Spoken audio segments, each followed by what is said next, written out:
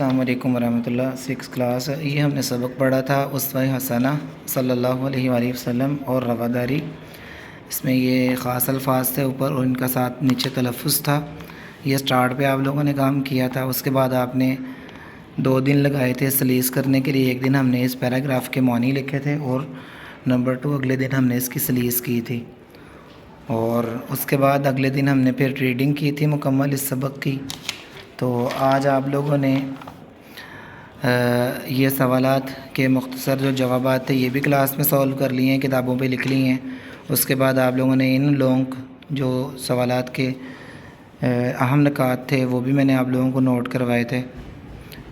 میں ایک بار پھر ریپیٹ کر دیتا ہوں۔ سرکار دو عالم خاتم النبیین صلی اللہ علیہ وسلم کی سیرت طیبہ کے چند پہلو اپنے الفاظ میں بیان کریں۔ بیٹا آپ نے پیچھے سبق میں پڑھے ہیں، یہ آپ صلی اللہ علیہ وآلہ وسلم نے ہمیں مصیبتوں کے موقع پر صبر کرنا سکھایا۔ نمبر 2 سچائی کا بول بالا کیا، غیر مسلموں کے ساتھ امن کے معاہدے کیے، تحمل، بردباری، اخوت، عفو درگزر، بھائی چارے کا معاشرہ قائم کیا۔ یہ آپ صلی اللہ علیہ وسلم کی صفات آپ نے پیچھے پڑھی ہیں، جیسے آپ صلی اللہ علیہ وسلم نے مشرکین مکہ کے سرداروں کو ایسے معاف کیا تھا جیسے حضرت یوسف علیہ السلام نے اپنے بھائیوں کو معاف کیا تھا۔ یہ آپ نے اہم نکات پڑھے ہیں سیرت طیبہ کے۔ بیٹا آپ نے بس یہ اہم نکات کی صرف اپنی کتاب پہ نشاندہی کرنی تھی، اور یقیناً آپ لوگوں نے کتاب پہ نشاندہی تو کر لی ہے، لیکن آپ نے اب اس کو ذہن میں بھی رکھنا ہے۔ آپ سے کوئی پوچھے تو آپ کو پتہ ہونا چاہیے۔ اس کے بعد دیکھیں فتح مکہ کے موقع پر اہل مکہ سے کیسا سلوک کیا، یہ بھی بات ہو گئی ہے کہ ان کو یوسف علیہ السلام نے جیسے اپنے بھائیوں کو معاف کر دیا تھا اس طرح معاف کر دیا تھا۔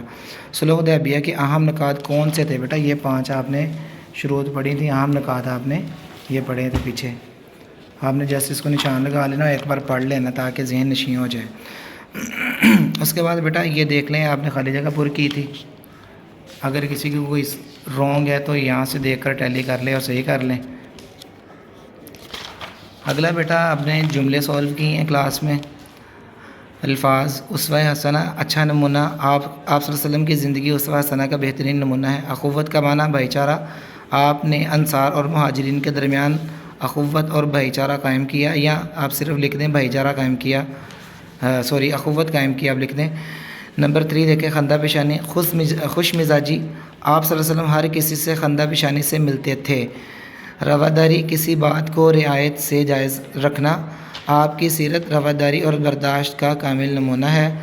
ناگوارہ، ناپسندیدہ یا طبیعت کے خلاف، ناگوارہ کا معنی طبیعت کے خلاف، میں لکھ دیتا ہوں یہ میں نے بیٹا لکھ دیا ہے، طبیعت کے خلاف۔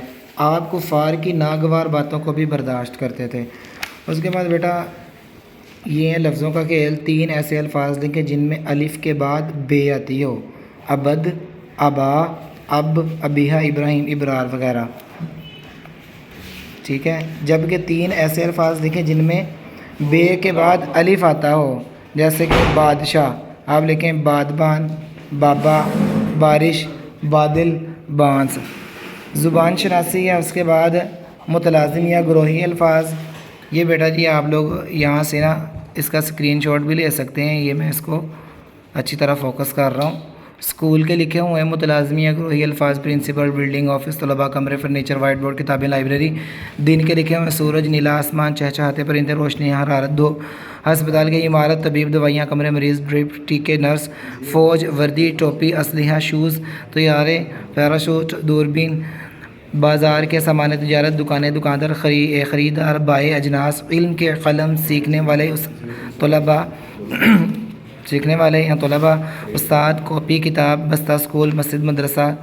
گرمی کے حرارت، دھوپ، آگ، لمبے دن، چھوٹی راتیں، عام، اے سی کا انتظام وغیرہ۔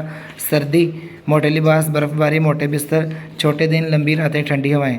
بیٹا جی اس کے بعد مضمون نویسی ہے، یہ انشاءاللہ بیٹا جی کل کلاس میں یہ والا سولو کر لیں گے ہم۔ اور بیٹا یہ جو ہے نا آپ لوگوں کا رسول اللہ صلی اللہ علیہ وسلم کی سیرت پر جو مضمون ہے نا، حضرت محمد صلی اللہ علیہ وآلہ وسلم خاتم النبیین صلی اللہ علیہ وسلم کے متعلق مضمون ہے، یہ میں آپ کو لکھ کر سینڈ کروں گا، یہ اگلے دن کا کام ہے۔